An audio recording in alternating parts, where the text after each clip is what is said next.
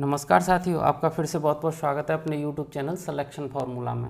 तो साथियों, आज हमारा हिस्ट्री का 4th वीडियो है जिसमें हम जैन धर्म को पढ़ेंगे और एग्ज़ाम के पॉइंट ऑफ व्यू से जैन धर्म से रिलेटेड जो भी फैक्ट हैं उन सारे फैक्ट को इस वीडियो में कवर करेंगे। साथियों, आपको बता दूं, इससे पहले हिस्ट्री की 3 वीडियो आपके लिए चैनल पर प्रोवाइड करा दी गई हैं जो आपके लिए एग्ज़ाम की दृष्टि से बहुत इम्पोर्टेंट है। आप चैनल पर जाके उन वीडियो को विजिट कर सकते हैं। तो देर न करते हुए अपने वीडियो को शुरू करते हैं। और साथियों, सबसे पहले हम जानते हैं कि जैन धर्म और बौद्ध धर्म के साथ साथ उस समय भारत में कौन कौन से धर्म चलायमान थे, कौन कौन से धर्म प्रमुख थे। तो भारत के प्रमुख धर्म देखते हैं। ठीक है साथियों, तो 6वीं शताब्दी में भारत में कुल 72 संप्रदायों का विकास हुआ, जिसमें से जैन धर्म, बौद्ध धर्म, आजीवक संप्रदाय, लिंगायत, कापालिक, शैव धर्म और वैष्णव धर्म, ये धर्म प्रमुख हैं। ठीक है साथियों, कुल मिला के 72 संप्रदायों में से ये जो धर्म है ये बहुत ही इम्पोर्टेंट हैं और परीक्षा में यहाँ से पूछा जाता है। तो सबसे पहले हम आज का जैसा हमारा टॉपिक था जैन धर्म, जैनिज्म को पढ़ेंगे। तो साथियों, शुरू करते हैं जैनिज्म या जैन धर्म। ठीक है, सबसे पहले बात करते हैं कि जैन धर्म के संस्थापक कौन थे। तो जैन धर्म के संस्थापक ऋषभदेव जी थे, जिनका दूसरा नाम आदिनाथ भी है। ठीक है साथियों, अब बात करते हैं तीर्थंकर कौन होता है। दुख से परे संसार रूपी सागर को पार कराने वाला तीर्थंकर कहलाता है। ठीक है, या आप ये समझ लीजिए कि जैन धर्म के गुरुओं या प्रवर्तकों को ही कौन कहते हैं, तीर्थंकर कहते हैं। अभी तक जैन धर्म में साथियों 24 तीर्थंकर हुए हैं या 24 वो व्यक्ति हुए हैं जो जैन धर्म को आगे ले गए, जिन्हें जैन धर्म के अंतर्गत कैवल्य या ज्ञान की प्राप्ति हुई है। तो ऐसे महान व्यक्ति जिनको जैन धर्म के अंदर कैवल्य या ज्ञान की प्राप्ति हुई है, जो लोगों को संसार रूपी सागर को पार कराने की क्षमता रखते हैं, ऐसे लोगों को ही तीर्थंकर कहते हैं। ठीक है साथियों, आगे बढ़ते हैं। अभी तक टोटल कितने तीर्थंकर हुए हैं? 24, जिनमें से 23वां और 24वां तीर्थंकर ऐसे हैं साथियों जिनकी ऐतिहासिक जानकारियाँ मिलती हैं। उससे पहले जो 22 पहले तीर्थंकर हैं उनकी जानकारी या तो केवल जैन साहित्य से मिलती है या दर्शन शास्त्र से मिलती है, लेकिन उनकी कोई भी ऐतिहासिक जानकारी नहीं मिलती है। तो हमारे लिए एग्ज़ाम की दृष्टि से इम्पोर्टेंट हो जाते हैं 23वें और 24वें तीर्थंकर। अब पढ़ते हैं 23वें तीर्थंकर कौन थे। तो हमारे 23वें तीर्थंकर थे पार्श्वनाथ जी। और पार्श्वनाथ जी के पिताजी का क्या नाम था? अश्वसेन। इनकी माता जी का नाम था वामा। ठीक है साथियों, पार्श्वनाथ जी के जो पिताजी थे अश्वसेन, वो काशी के राजा थे साथियों। ये पार्श्वनाथ जी का चित्र लगा हुआ है, आप देख सकते हैं। पार्श्वनाथ जी को संवेद शिखर पर, झारखंड में संवेद शिखर पर या संवेद पर्वत पर क्या हुई थी? ज्ञान की प्राप्ति हुई थी, कैवल्य की प्राप्ति हुई थी। पार्श्वनाथ जी ने 4 व्रत दिए थे। उनके 4 व्रत बहुत इंपॉर्टेंट हैं, इनको देख लीजिए। सत्य, कभी भी झूठ नहीं बोलना, अहिंसा, किसी को न मारना, अस्तेय, कभी चोरी न करना, और अपरिग्रह, धन का संचय न करना। ये इनके 4 व्रत हैं। ठीक है साथियों, पार्श्वनाथ जी के बारे में एक बार जल्दी से रिपीट करा देता हूँ। ये 23वें तीर्थंकर थे पार्श्वनाथ जी। ठीक है, इनके पिताजी का नाम अश्वसेन, माता जी का नाम वामा। इन्हें संवेद शिखर झारखंड में ज्ञान की प्राप्ति हुई। और इनके जो 4 नियम हैं या 4 व्रत हैं वो हैं सत्य, अहिंसा, अस्तेय और अपरिग्रह। ये संवेद शिखर का फोटो लगाया, आप देख सकते हैं। आगे बढ़ते हैं साथियों। अब देखते हैं अपने 24वें तीर्थंकर महावीर स्वामी के बारे में जानते हैं कि महावीर स्वामी क्या थे, कैसे थे। ये साथियों महावीर स्वामी जी का फोटो लगा हुआ है। महावीर स्वामी 24वें तीर्थंकर हैं और ये अंतिम तीर्थंकर हैं। ठीक है, इनके जन्म 540 ईसा पूर्व हुआ है कुंडग्राम, बिहार में। ठीक, इनके बचपन का नाम वर्धमान, इनके पिता का नाम सिद्धार्थ है, माता का नाम त्रिशला है। यह लक्ष्मी शासक चेटक की बहन थी। ठीक है साथियों, इनकी पत्नी का नाम यशोदा और पुत्री का नाम प्रियदर्शना। इनका वंश है ज्ञात्रिक और इनके भाई हैं नंदीवर्धन। नंदीवर्धन की अनुमति से ही इन्होंने गृह त्याग किया था।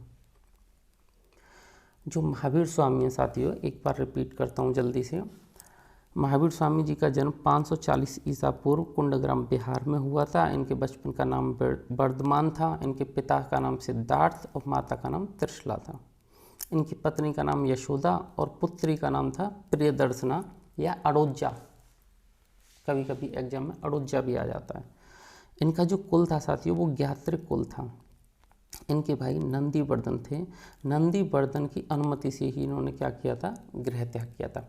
इनकी गृह त्याग के विषय में बताया जाता है कि जब ये इनको ऐसा लगा अंदर से कि भाई मुझे तो सन्यासी होना है, मुझे गृहस्थ जीवन में नहीं रहना, तो ये सीधे अपने बड़े भाई नंदीवर्धन के पास गए और उन्होंने इन्हें समझाया, इनकी काउंसलिंग की कि जैन धर्म या सन्यासी होना, जैन धर्म तो इन्होंने बाद में बनाया है, खैर मतलब उसके मुख्य संस्थापक हैं, प्रमुख संस्थापक हैं। तो ये सन्यासी होने की जब उनसे बात कर रहे थे, उन्होंने कहा कि सन्यासी होना तो बहुत मुश्किल है, तो दोबारा से अच्छे से सोच ले।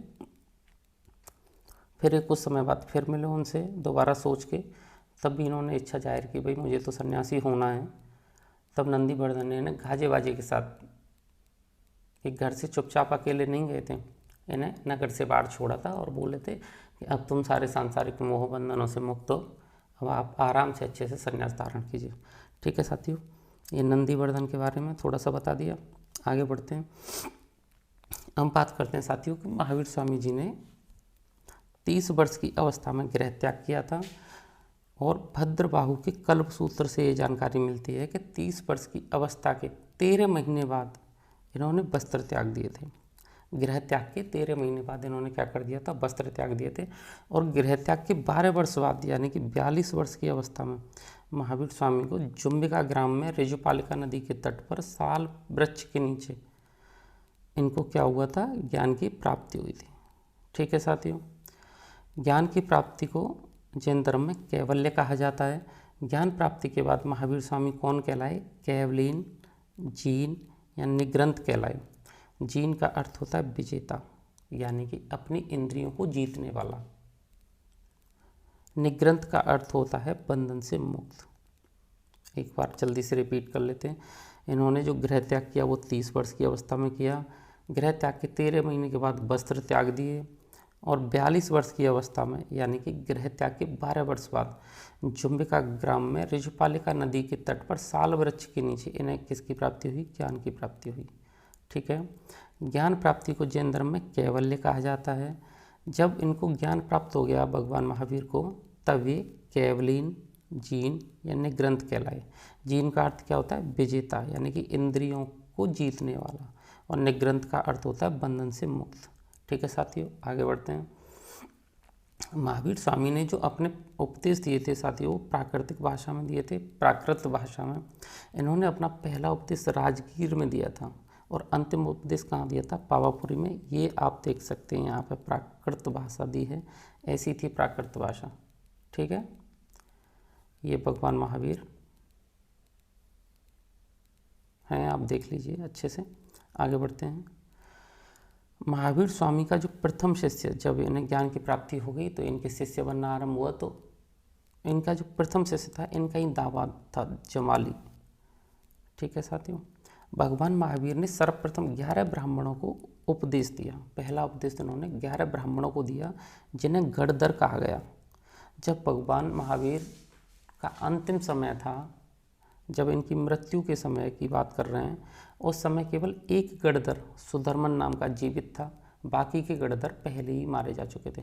क्योंकि जो 11 लोग थे वो भी इनसे पहले ही ज्ञान प्राप्ति की खोज में ही निकले हुए थे, तो उम्र में वो लगभग इनके बराबर या इनके बड़े थे, तो इनकी मृत्यु से पहले उनकी मृत्यु हो गई थी। ठीक है साथियों, हम बात करते हैं महावीर स्वामी के विरुद्ध पहले विद्रोह किसने किया। तो इनके जो पहला शिष्य था जमाली या इनके दामाद, उन्होंने ही इनके खिलाफ पहला विद्रोह किया। 72 वर्ष की अवस्था में पावापुरी बिहार में 468 ईसा पूर्व में महावीर स्वामी जी की मृत्यु हो गई। जल्दी से रिपीट करते हैं एक बार। प्रथम शिष्य कौन था, जमाली था। सबसे पहले उपदेश 11 ब्राह्मणों को दिया जिन्हें क्या कहा गया, गणधर। महावीर स्वामी जी की जो मृत्यु के समय केवल एक गणधर जीवित था, बाकी के पहले ही मारे जा चुके थे। इनका जो पहला विद्रोह किया था वो किसने किया था? इनके शिष्य या दामाद जमाली ने। इनकी उम्र 72 वर्ष की अवस्था में पावापुरी बिहार में इनकी मृत्यु हो गई थी 468 ईसा पूर्व। ठीक है साथियों, आगे बढ़ते हैं। अब बात करते हैं महावीर स्वामी जी की शिक्षाओं की। शिक्षाएं। ज्ञान प्राप्ति के बाद महावीर स्वामी जी ने कुल कितने नियम दिए? 5 नियम दिए, जिन्हें पंचायन धर्म कहा जाता है या 5 व्रत कहा जाता है। ठीक है, और त्रिरत्न दिए, सम्यक ज्ञान, सम्यक चरित्र और सम्यक दर्शन। ठीक है साथियों, इनके अब बात करते हैं 5 पंचायन धर्म में क्या क्या था। तो सत्य, अहिंसा, अस्तेय, अपरिग्रह, ये तो पहले पार्श्वनाथ जी ने भी दिए थे 4 नियम, ये 4 नियम वही थे। इन्होंने इसमें क्या जोड़ दिया था? ब्रह्मचर्य को जोड़ दिया था। सत्य आप जानते ही हैं, सत्य क्या है? झूठ न बोलना। अहिंसा होता है किसी को न मारना। अस्तेय चोरी न करना। अपरिग्रह धन का संचय न करना। और ब्रह्मचर्य होता है भोग विलास की स्थिति से दूर रहना। ठीक है साथियों, तो ये इनके 5 व्रत थे। और त्रिरत्न दिए थे इन्होंने, सम्यक ज्ञान, सम्यक चरित्र और सम्यक दर्शन। और बताया था जो इन 5 व्रत और त्रिरत्न, ये जो त्रिरत्न है, इनको जो फॉलो करेगा तो उसे मोक्ष प्राप्ति संभव है, ये इन्होंने स्पष्ट किया। ठीक है साथियों, आगे बढ़ते हैं। तो साथियों जान लेते हैं महावीर स्वामी ने व्रतों को क्या किया? 2 भागों में विभाजित कर दिया। एक था अणुव्रत और एक महाव्रत। अणुव्रत का मतलब ये था कि ये जो व्रत हैं ये गृहस्थी व्यक्ति के लिए, आम आदमी के लिए हैं, और जो महाव्रत हैं ये मुनि जैनियों के लिए हैं जो बिल्कुल गृहस्थ जीवन से परे हैं। ठीक है साथियों, अणुव्रत में क्या था कि जो इनके 5 व्रत हैं, सत्य, अहिंसा, अस्तेय, अपरिग्रह और ब्रह्मचर्य, इनमें आम आदमी के लिए कुछ छूट थी। जैसे जब आदमी अपने परिवार को चलाने के लिए, कुछ करने के लिए थोड़ा बहुत झूठ बोल सकता है, लेकिन वो झूठ ऐसा होना चाहिए जिससे किसी दूसरे के जीवन पर कोई फर्क ना पड़े, किसी दूसरे का अहित ना हो। जब किसी के परिवार पर कोई परेशानी आ रही है, कोई लड़ रहा है, कोई मार रहा है, तो वो थोड़ी बहुत हिंसा भी कर सकता है, थोड़ा बहुत वो धन संचय भी कर सकता है अपने परिवार को चलाने के लिए, अपरिग्रह भी कर सकता है, और अपनी वंश परंपरा को आगे बढ़ाने के लिए अपने ब्रह्मचर्य को भी तोड़ सकते हैं। संतान पैदा करने के लिए ब्रह्मचर्य को तोड़ा जा सकता है। तो ऐसे करके जो भी 5 व्रत थे उनमें कुछ न कुछ छूट देके गृहस्थ जीवन के लिए अलग से एक उनका हिस्सा कर दिया था, और जिसका नाम दिया था अणुव्रत। ठीक है साथियों, महाव्रत ऐसा था जिसमें नियमों को बड़ी कठोरता से पालन करना था, और ये जैनी मुनियों के लिए था। ठीक है साथियों, ये मुनियों के लिए था। अब आगे देखते हैं भगवान महावीर के अनुसार ज्ञान के प्रकार। तो साथियों, एक है मति। मति का मतलब है इंद्रिय जनित ज्ञान, जो कि पशुओं को भी होता है। श्रुति, श्रुति का मतलब है सुनकर होने वाला ज्ञान। अवधि, अवधि का मतलब है दूर देश का ज्ञान या दूर के स्थान का ज्ञान। मन पर्याय, मन पर्याय है किसी के मन की बात को जान लेना। कैवल्य, कैवल्य भगवान महावीर के अनुसार अंतिम और संपूर्ण ज्ञान है, लेकिन यह आम आदमी को नहीं होता, ये केवल तीर्थंकरों को ही होता है। ठीक है साथियों, आगे बढ़ते हैं। अब आगे है जैन धर्म की महत्वपूर्ण शब्दावली। जीव, जीव का मतलब है साथियों चेतन तत्व या आत्मा। आप इसे आज के समय में सजीव भी कह सकते हैं। ठीक है, अगला है पुद्गल। पुद्गल का मतलब है जड़ तत्व। जड़ तत्व मतलब निर्जीव, आप इसे निर्जीव से रिलेट कर सकते हैं। बंधन, बंधन का मतलब है जब जड़ तत्व जीव से चिपक जाते हैं तो जीव किस में पड़ जाता है? बंधन में पड़ जाता है। ठीक है साथियों, आश्रव, आश्रव क्या होता है? जो कर्म पुद्गल होते हैं, निर्जीव तत्व होते हैं, आप इसे जड़ तत्व कह सकते हैं। जब जड़ तत्व हैं या कर्म पुद्गल हैं, जब जीव की तरफ उनका जो प्रवाह है ना, चलना उनका, यही कहलाता है आश्रव। इस स्थिति को आश्रव कहते हैं। संवर क्या होता है? जीव की तरफ से होने वाले कर्म पुद्गलों का प्रवाह का रुक जाना। ठीक है साथियों, जब कर्म पुद्गलों का प्रवाह जीव की तरफ जाने से रुक जाता है, स्टॉप ले लेता है, उसी स्थिति को संवर कहते हैं। एक बार मैं अपनी सरल भाषा में बता देता हूँ। आप यूँ समझिए कि आप तैयारी कर रहे हैं, आप पढ़ाई कर रहे हैं गवर्नमेंट जॉब के लिए। तो जिस समय आप तो हो गए जीव, चेतन तत्व या आत्मा। अब जैसे ही आपके मन में विचार आया गवर्नमेंट जॉब का, तो आपके लिए ये क्या है, जड़ तत्व है। ठीक है, इसी जड़ तत्व माना गया है जैन धर्म के अनुसार। अब ये एक पुद्गल बन गया, जड़ तत्व को ही क्या कहते हैं, पुद्गल। अब धीरे धीरे क्या होगा कि गवर्नमेंट जॉब के लिए आप कोचिंग भी ढूंढोगे, किताबें भी ढूंढोगे, पढ़ाई भी करोगे, एग्ज़ाम की डेट, सब चीज़ों का ध्यान रखोगे। पता नहीं एक के साथ, एक जड़ तत्व के साथ कितने सारे टेंशन और तनाव आपसे चिपकते जाएंगे। तो यही होता है जब जड़ तत्व किसी जीव से चिपकते जाते हैं तो जीव बंधन में पड़ जाता है। तो आप जिस उदाहरण से मैंने बताया उस उदाहरण के अनुसार बंधन में पड़ गए हो। किसके बंधन में, सरकारी नौकरी के बंधन में। ठीक है साथियों। आश्रव क्या होता है, आश्रव होता है जब कर्म पुद्गलों का प्रभाव रुक जाता है जीव की तरफ जाने से, उस स्थिति को आश्रव कहते हैं। रुक जाता नहीं, होता है, प्रवाह होता है, प्रवाह को कहा जाता है साथियों आश्रव। संवर होता है प्रवाह का रुक जाना। कर्म पुद्गल जब जीव की तरफ बढ़ रहे हैं तो अगर वो रुक जाएं तो उस स्थिति को कहते हैं संवर। ठीक है, आगे बढ़ते हैं।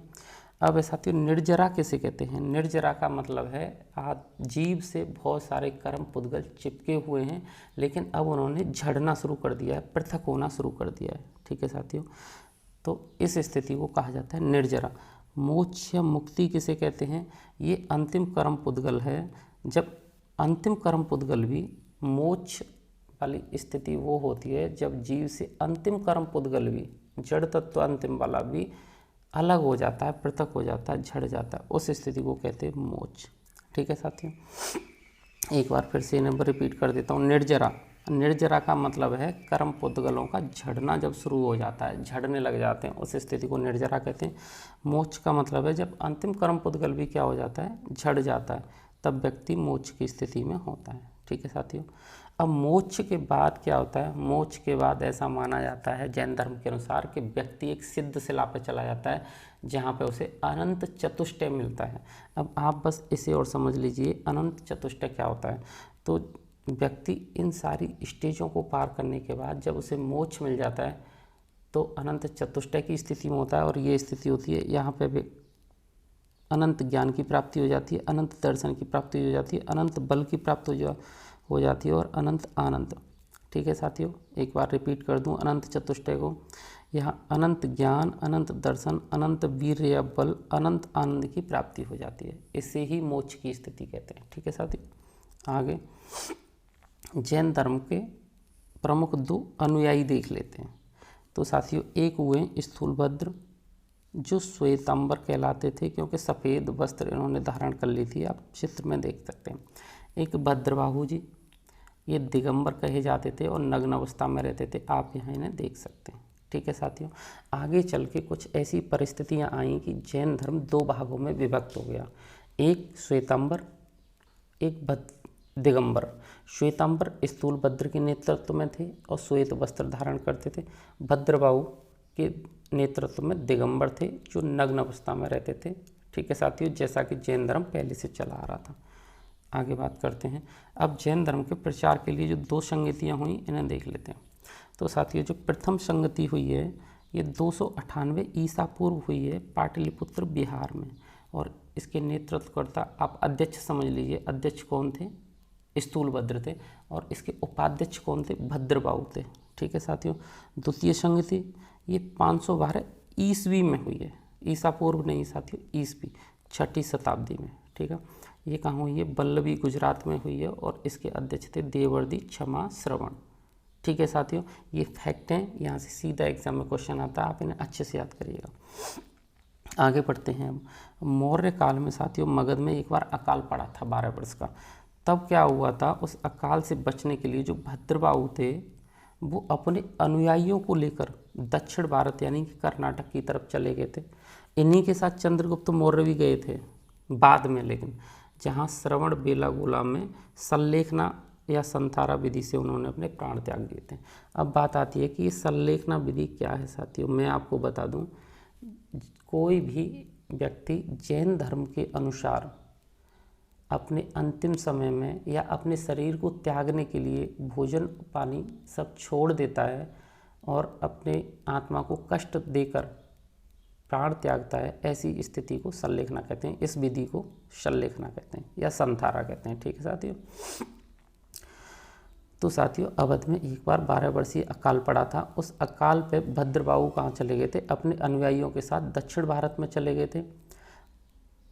ठीक है। और जब ये दक्षिण भारत से इधर आए थे तो उन्होंने यहाँ आके देखा था कि यहाँ के जैन धर्म में बहुत सारा परिवर्तन हुआ था। उस परिवर्तन को मैं आगे आपको समझा दूँगा। अब बात आती है कि जैन धर्म के प्रमुख राजा कौन कौन थे, अनुयायी कौन कौन से राजा इसके अनुयायी थे। तो साथियों, उदयन, चंद्रगुप्त मौर्य, खारवेल और अमोघवर्ष, ये जो राजा थे ये जैन धर्म के प्रमुख अनुयायी थे। ठीक है, आगे बढ़ते हैं। अब देखते हैं श्वेतांबर और दिगंबर, इनमें क्या अंतर है, यही आपको समझना होगा। भद्रबाहु जी जब दक्षिण में चले गए थे, दक्षिण से वापस आए तो उन्होंने देखा कि स्थूलभद्र जी ने वस्त्र धारण किए हुए, और वो भी कैसे? श्वेत वस्त्र। ठीक है। और भद्रबाहु जी कैसे रहते थे साथियों? वो निर्वस्त्र रहते थे। तो इनके बीच में एक डिबेट हो गई, एक बहस हो गई कि भाई ये क्या किया तुमने, तो धर्म का नाश ही कर दिया, ये कपड़े क्यों पहने, हमारा तो काम है कपड़े न पहनने का, हम तो जैन धर्म के अनुसार रहते हैं। ठीक है। तो आप ये बता सकते हैं कि जो श्वेतांबर वाले थे स्थूलभद्र जी, ये सुधारवादी थे, ये सुधार करना चाहते थे।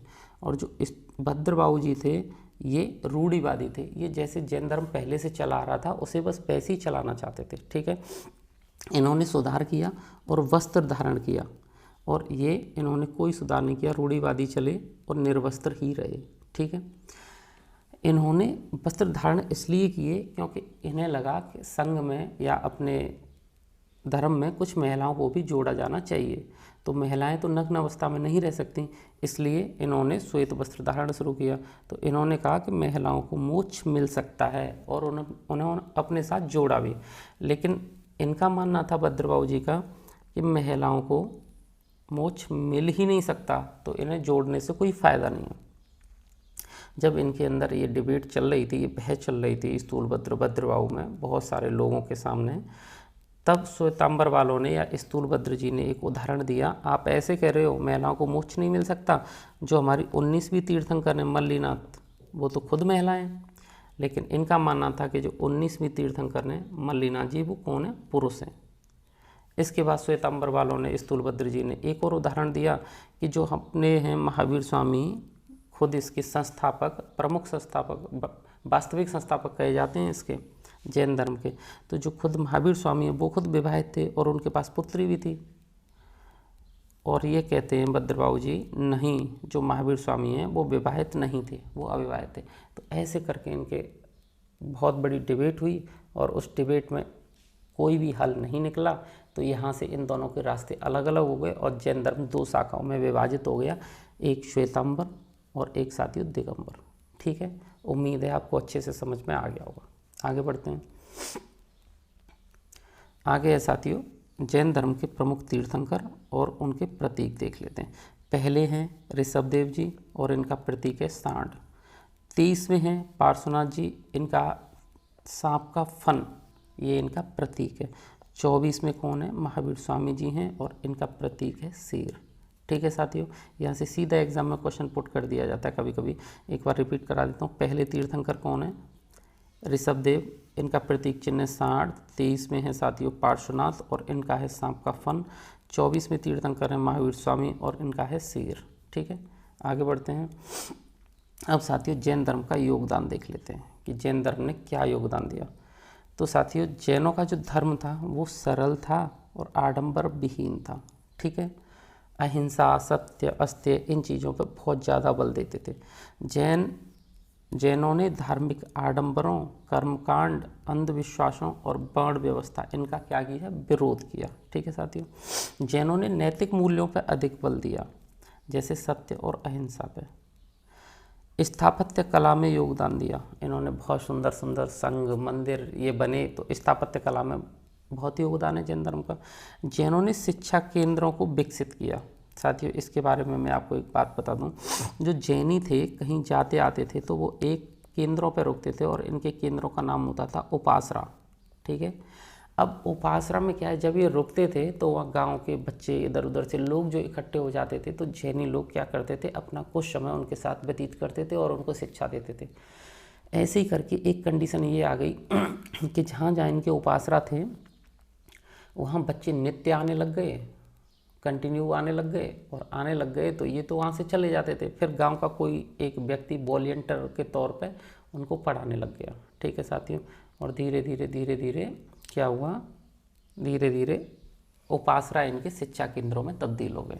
ठीक है, जैनों ने आर्थिक सुधार किए जिससे अर्थव्यवस्था विकसित हुई। जैन धर्म के अंदर आर्थिक सुधारों में साथियों ब्याज का लेना, सूदखोरी को भी अच्छा बताया गया है। ठीक है, आगे बढ़ते हैं। आगे हमारा जैन धर्म के प्रमुख मंदिर। तो साथियों मौर्य काल में मथुरा में जैन धर्म का प्रमुख केंद्र था, और कर्नाटक में चामुंड शासकों ने एक मंदिर बनवाया, गोमतेश्वर का जैन मंदिर। ठीक है, जहाँ पे बाहुबली जी की मूर्ति बनवाई, वहाँ बाहुबली का मंदिर भी है। ये बाहुबली कौन है, ये जो पहले तीर्थंकर थे ना, ऋषभदेव जी या आदिनाथ जी, उनके पुत्र थे। ठीक है, मध्य प्रदेश में चंदेल शासकों ने खजुराहो में जैन मंदिर बनवाया। खजुराहो का जैन मंदिर हिंदू और जैन दोनों धर्मों का पवित्र स्थल है। अजंता की जो गुफाएं हैं, अजंता वो जैन, हिंदू और साथियों बौद्ध तीनों का क्या है, पवित्र स्थल है। ठीक है, राजस्थान में माउंट आबू में साथियों एक मंदिर है, दिलवाड़ा का जैन मंदिर, जो किसने बनवाया, वस्तुपाल और तेजपाल ने। ठीक है साथियों, ये प्रमुख जैन मंदिर है हमारे। एक बार जल्दी से रिपीट करा देता हूँ। मौर्य काल में मथुरा जैन धर्म के लिए प्रसिद्ध था, मुख्य केंद्र था। कर्नाटक में साथियों चामुंड शासकों ने गोमतेश्वर का मंदिर बनवाया, जिसमें बाहुबली मंदिर भी कहते हैं जैसे। ठीक है, मध्य प्रदेश में चंदेल शासकों ने खजुराहो में मंदिर बनवाया, जो हिंदू और जैन दोनों का पवित्र स्थल है। और अजंता ये बौद्ध, जैन और हिंदू तीनों का पवित्र स्थल है। ठीक है साथियों, माउंट आबू में कौन सा मंदिर है, दिलवाड़ा का जैन मंदिर, जो वस्तुपाल और तेजपाल ने बनवाया। ठीक है साथियों, और इनके मंदिर बहुत सुंदर होते थे, आप इस चित्र में देख सकते हैं साथियों, बहुत अच्छे से इनके मंदिर बनते थे जैनियों के। तो ये एक जैन मंदिर है। वीडियो देखने के लिए साथियों धन्यवाद। अगर आपको आज का कंटेंट और आपसे जैन धर्म अगर आपको समझ में आया हो तो चैनल को सब्सक्राइब, लाइक और शेयर करें।